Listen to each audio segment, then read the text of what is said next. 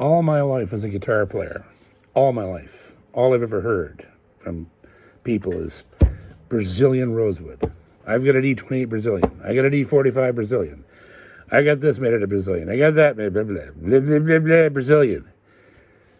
Look, the only thing Brazilian rosewood's good for is a coffee table. Because that's been my general thoughts on it. But then I played a Boucher made out of Brazilian rosewood. And I had to shut the up.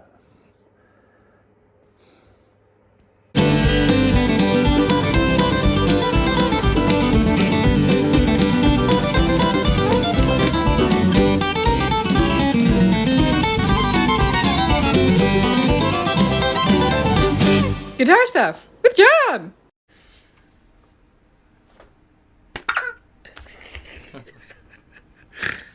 Jesus. Welcome to another Guitar Stuff with John and Guillaume. Going to change the name of the goddamn show if you keep showing up like this. Yeah. John and Guillaume. Johnny and Bill. Johnny and William. And we miss Bill. Yeah, we do. He'd love this guitar. Yeah. Anyhow, we're here, of course, to talk about Boucher guitars. That's right. And we are blessed to have an influx of these instruments come into the studio here twice a year, spring and fall. Mm-hmm. In this case, sort of late winter, late fall. Yeah. Yep. Around the turn of the year. And today we're going to show you something that, as you heard in the intro, I am famously not a fan of Brazilian rosewood, and the reason I am are many, but mostly because we talked about this last night, and I think it's an interesting argument that I make. It's probably wrong, but my problem with Brazilian is that usually for one thing, it's incredibly difficult to work with. So to get somebody to build a Brazilian guitar that is actually going to stay together in the first year without cracking or splitting or popping apart or having all kinds of problems that Brazilian normally has because it's so dense and heavy and rich and really finicky, right? So, and you pay a massive premium for it, right? If you ask somebody to build you a Brazilian guitar, it can add $7,500 to the price immediately. So it's just absolutely ridiculous how much it costs. So, and the other part of my problem with Brazilian is that nobody ever gets a Brazilian guitar can live long enough to actually have it sound the way it's going to sound eventually. Because all the great Brazilian guitars that we know about, which were basically Martins, right? They're 70 years old. That's why they sound so good, right? So it's a really weird thing out of the box for me personally. Because I've owned several Brazilian guitars built by, premium builders who I was lucky to even be able to get it. Those guitars just out of the box didn't please me. Other guitars are better, right? Out of the box. So, but then, of course, I played this. This is Robin's actual own guitar. What is the model number of this thing? This one is a BG, so Bluegrass 252-IU, because it has the Intimate Concert Pack, which is a K&K Pure Mini, and Ultimate Pack because it does have the bindings on the neck, the master grade top, the abalone rosette, the better tuners, etc. But it's Brazilian. It's Brazilian rosewood. Yes, sir. And not a highly figured set either. Nope. I'm sure that the reason that, because obviously most guys that build Brazilian guitars, they're going for flash, right? Well, it's a lot of money, right? They're trying to find the highest figured, most bullshit, crazy set of wood they can, so that it looks like something that people are willing to pay. Yeah, the customer's 20, going, 30, I'm going to play $40,000 $40,000 for this guitar because it's Brazilian. Yeah. In all honesty, you can't tell this isn't Indian until you play it. Mm. When you play it, another world opens up.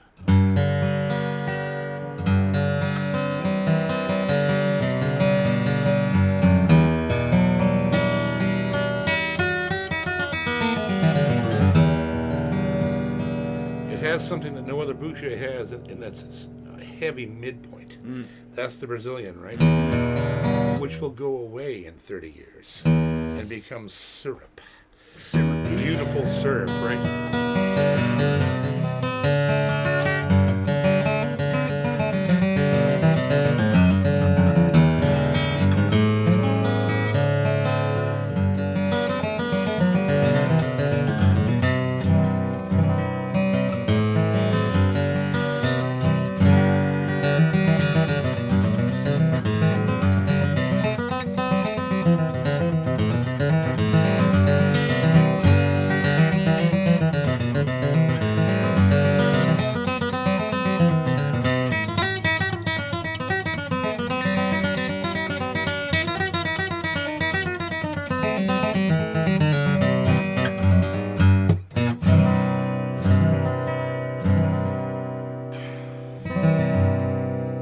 Now that guitar out of the box is all day long.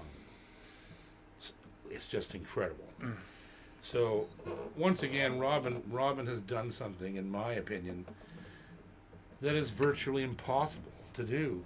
Is to get a Brazilian set to sound like it's broke in a bit already. It has none of that. With a natural top too, you know, Yeah. like a lot of the Brazilians that we sell recently, a lot of guys are going for the Torify top because it does have an impact on the sound, right? Oh, yeah. Having a Torify top on a Brazilian, at least you get some of that top Yeah. going, and then the color of the tone wood, the Brazilian gives it this, you know, luscious, more like extra harmonic. But Robin went for the super traditional, you know, natural Addy top that will, you know, age, and that's his thing, right? Because hopefully you will live long enough to extract everything that guitar can. I believe he will live long enough for this one, because I think that this guitar. See, here's what I was going to say earlier. Knowing Robin the way I do, listen to that. Listen to that. He did that. Oh, yeah, he of did course. this, right? Yeah. What I was going to say was, He does when we that. were talking about the figuring, Yeah. he didn't give a shit about the figuring. No. He cared about what sound was in the wood. And that's what. Right? So that's why any other guitar builder would look at this piece of Brazilian and go, that doesn't look enough like Brazilian to use.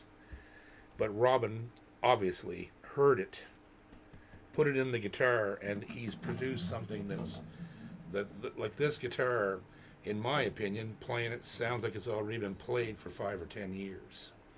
Right? And that's hard to do with Brazilian. Really hard. So you just got to give it to him. This guitar actually restored my faith in Brazilian. Good. It did. So, because we've talked about this, right? Yeah. And I have my opinions, and they're strong ones, because I've been doing this for so many years that I've had a lot of years to prove myself right or wrong about things, right? Yeah. And I've seen enough Brazilian guitars to know that I probably wouldn't own one. Yeah. But I don't own this one. It's your first time you play one, right? Listen to it. There's no tightness in it.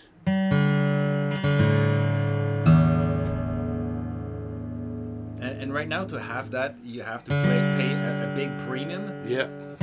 But it's also getting so difficult to get that it's also seen as an investment, because Yeah. they're not going to go down. Exactly. And me trying to get the best Brazilians, of course, that is CITES, you know, approved and cut properly and Yep. quarter sawn as much as possible, humanly possible. Yep. And I think it's part of the why, you know, we have a decent recipe. And Well, it's the best Brazilian guitar I've seen out of the case. Like this new, it's just ridiculous. So it's Brazilian guitars, brand new. They're choky. they can be a bit choky. stiff. Yeah, and, you play them and you can hear the notes struggling to sustain, and the tone is there, but the projection's not there. Right. This has all of that already. So imagine playing it 5 years from now. Well, that's the argument, right? Like, if I think the strongest argument for Brazilian rosewood, like, or when you actually like put a natty top on a guitar, is how much are you gonna be able to extract? Because it's almost the same thing, right? Like a master grade Addy top is is extremely rare. It's Yep. just like I talk to people all the time how difficult it is to find these tops. And it's 10 years from its prime. Ultimately, too. And so the reality is, if you're going to get a natural Boucher, it's going to sound great, but you're going to have to play it in order to extract what it can give with time. Yeah. But I think that that the idea is, if you deal with a builder that can already maximize the potential of these precious, because you can get like a Chinese, I don't want to, like a cheap Brazilian guitar made out of in Asia or whatever, and do they have the recipe in order to extract everything that you can from Brazilian and Addy? Yeah. Well, Probably not. That's also part of the where you, from whom or who's building it, and the recipe has a big part to play. Absolutely. Yeah. So, and I can tell you one thing, if anybody, like, this guitar obviously is not cheap. No. You're looking at a huge premium price for this instrument. But I can tell you from my own personal experience with Boucher that my guitar, Tarzan, which is built out of Cocobolo, which is virtually identical in temperament to Brazilian. It's cracky. It's dangerous to work with. It splits. It does all kinds of weird... Yeah. That guitar is solid as a rock. And it's been out on the road with me for 6 years, 7 years now? I think it's just that just shows you right there immediately that Robin knows things that maybe other builders haven't quite got to yet, about how to work with these kind of woods, because it's not easy. It's not easy, and it's finicky, and you can get lucky, you can get unlucky. I mean, it's part of buying these fancy woods, these exotic woods. You never know what's going to happen, and to be honest, I also have a Cocobolo guitar that I rescued, and it's split in the back, and at the end of the day, okay, it's a long story, but really somebody did really wrong with that guitar, putting it next to a fireplace or something, and that's just stupidity, but we fixed it, and today it's fine, but guitars you need to, that's another video altogether, but what you should be doing about just maintaining your instrument and stuff. So, but you have to treat these guitars extra special. Yeah. No matter what, it's part of what you're buying. It's something that is a little more delicate. But at the same time, though, they're designed for road. All of Robin's guitars are designed for the road. I don't care what they're built out of. Sure. I don't care what they're built out of. If you don't play on the road and whatever, fine. Make sure your guitar is gently humidified in the air, not with tools and water and all that stuff. Make sure you have a room in your house that's 45%. That's all you need. Yeah. Right? That's what this room is. There's never a problem here. I get dozens of guitars, no problem. But you do travel with guitars with no humidity pack, right? And Bouchers have held. Yes, because they drink and then they spit it out, and they drink and they spit it out. Right. And each time there's a little less lignin, and the guitar it settles, and they settle fast because the wood is so well treated before it's even built that it's. I can show you every Boucher, and I will. There's a new program starting next year called Road Dog Review, where I'm going to look at all my current guitars, going way back to the very first one. Actually, the oldest guitar that I have in my collection right now is the Ivory Girl. That's 12 years old, and it has not moved a single inch. I never had to touch the truss. I never had nothing. And that guitar has been all over the world, man, 101 degrees in Italy, in Calgary in the middle of winter with zero humidity, 40 below zero. Yeah. And that's what Robin builds. He knows how to keep them together. And that's been the philosophy. I've learned that pretty early on when I started working at Boucher 7 years ago, is that these guitars are built to last. Yeah. They're super high-end, super fast-playing, great sounding, but there's also a philosophy to build them strong. Yeah. So I really love that about the way they were able to put it together in such a way. Yeah, nobody wants to spend thousands of dollars on a guitar and have it fall apart in 6 months, right? No. Which unfortunately happens a lot of times with different things, right? Yeah. So, anyhow, let's take a closer look at this. It won't be any shock. It's Boucher. It's built just pristinely. And as I said, the figure in our Brazilian isn't really there. It's just a beautiful dark piece of Brazilian But after you hear the guitar, you realize why he picked it, because that's what he heard when he picked it up and looked at it and tapped it. This is what he chose. He chose the tone, and he owns it. It's his guitar, so yeah. he obviously picked exactly what he wanted for himself, right? Yeah, and it's a mix of things that we had at the shop, and honestly, like the Brazilian we've been building recently with the new molds and stuff, they all sound amazing. Is this a new mold guitar? Yep. Oh God. Yeah. All right, let's take a close look at this bad boy. Here we are, boys, at the headstock of this Brazilian Rosewood Wonder. This is just the typical fare you get from a bluegrass used Boucher. Nut, ebony, fancy B, Full fret, wicked Adirondack, master grade, herringbone trim, tortoiseshell pickguard, abalone purfling around the rosette here. There's our sticker. Yeah. Ooh. I don't know why they put a Grand Reserve there, but anyway. Yeah. I don't know why Julian chose that, but anyway. Ebony bridge, bone saddle, tusk pins. Look at the grain in that Adirondack. Yeah, it's a nice one. And the claw. I think Robin personally selected that one. I bet you he would have. Bound in maple, of course. One of Robin's favorite binding tools. I love his maple binding.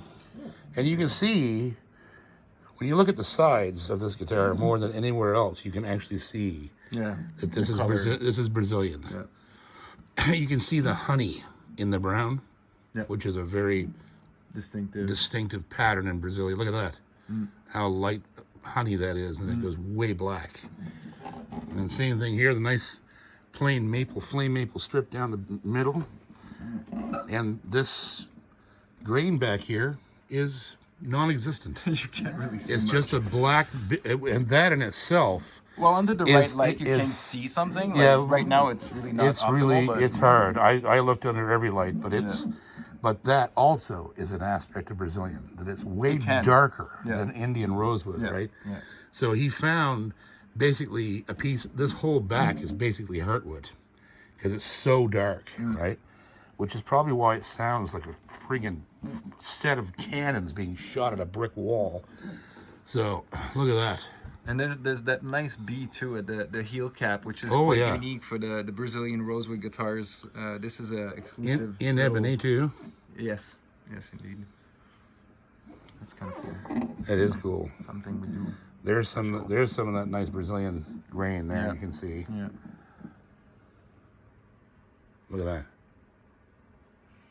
And Robin chose, high gloss neck on his because it's part of the ultimate pack. You can choose. So again, pretty traditional, high gloss neck for this kind of guitar. The Goto 510, open gear tuners that are part of that pack. Scoop in the headstock. I like the scoop. Yeah, it's comfy. Yeah, it feels good to me. Yeah. There you can see even more of that. Look at that orange, blonde, that honey color. Yeah, it's a good lighting there.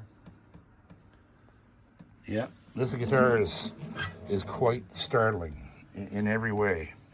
The sound of it looks very Spartan. It's just if you looked at it from the front, you wouldn't even be able to tell what's going on with this thing until you put it in your hands. Pretty slick. It's it is a commando guitar, just like Robin, Mr. Under the Radar, right? Yeah, he's gonna sneak into a bluegrass session one night with this thing, just tear the walls out of the place. Yep, Brazilian Rosewood Boucher, boys. It's an investment for sure, and one you probably should make if you want to buy a guitar made out of this wood. This is the guitar you need to get for sure. Thanks, Robin. You're the man. I played your guitar. Okay, boys. There you have it. The Boucher Brazilian Rosewood Dreadnaught. This thing is an absolute masterpiece. Like I feel a little odd even holding it because I could never afford to buy a guitar this expensive, but it's an honor to get to play it. And if you bought like a half a dozen guitars, I'd have to sell most of my Bouchers. And but I'll tell you what, it actually has restored my interest in Brazilian because, as I said earlier, it's hard to find Brazilian guitars that aren't 70 years old that need neck resets, and you know what I mean. So to have one in your hands and your arms that sounds like this one.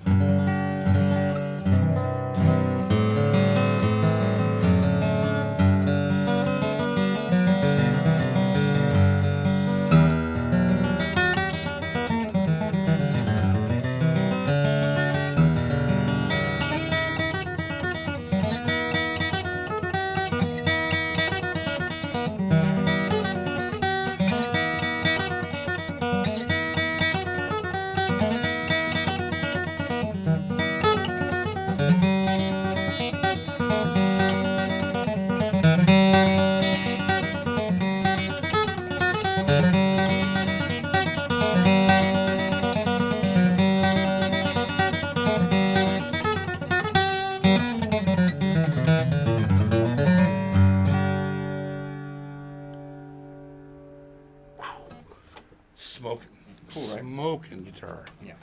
Yep. Well done, Robin. I'm glad you have this one for yourself. Although You've waited a long time to do that for himself. yeah, Yeah. well, yeah, it sounds like him. He Yeah. would wait forever to get something he really You wanted. waited and waited, and oh no, let the other, the customers have their guitars, and Yeah. and at one point the whole team were like, Robin, we're building your guitar. Like, yeah, just like that's it was, yeah, and finally got it like a couple months ago.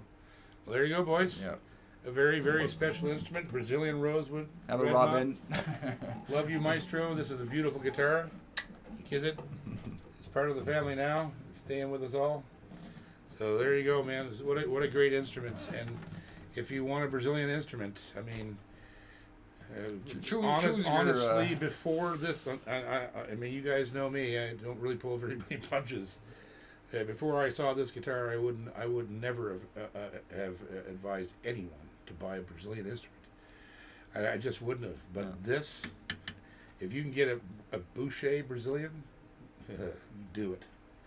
Do it, because you won't be sorry. And I know from the other guitars he's made and that I own that no matter how finicky this wood is, he has prepared it 100% correctly to not give you any problems down the road. So as long as you take care of it, it'll last forever. So thanks, Guillaume. Thanks, Robin. Love you guys. Thank you, guys. We'll see you on the next episode of Guitar Stuff with John and Guillaume. The J&G show. Just 'cause, hey. Sounds good.